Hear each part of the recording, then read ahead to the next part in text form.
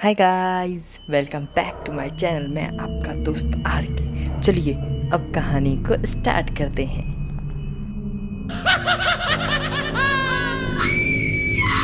एक बार की बात है, एक रामू नाम का व्यक्ति था जिसने एक घर लिया था। वह घर बहुत पुराना परंतु सुंदर था। वह एक राजा के महल के स्वरूप था। वह घर बहुत ज़्यादा सुंदर के साथ साथ एक भयंकर स्वरूप भी देता था। जब रामू अपने भाई के संग आया तो उसने देखा कि यह घर बहुत पुराना था और रामू के भाई को ऐसे घरों में जाना और रहना अच्छा नहीं लगता था।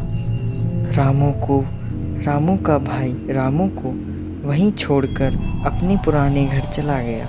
रामू के भाई को लगता था कि ऐसे घरों में भूत लोग रहते हैं। अब रामू खुद का सामान लेकर अंदर जाता है और अपने नौकरों को बुलाता है।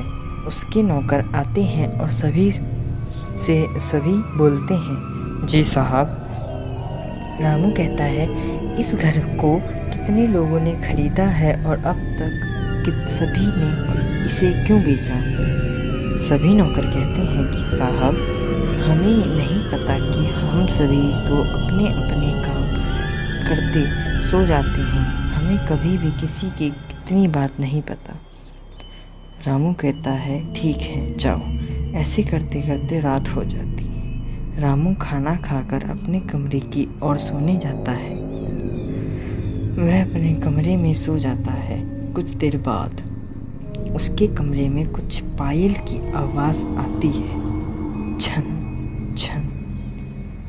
रामू उठ जाता है और दरवाज़ा खोलता है और लाइट्स जलाता है, लेकिन लाइट्स काम नहीं कर रही थी।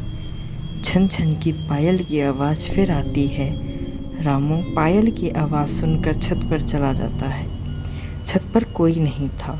फिर वह इधर उधर चेक करता है, लेकिन उसे कोई नहीं दिखता।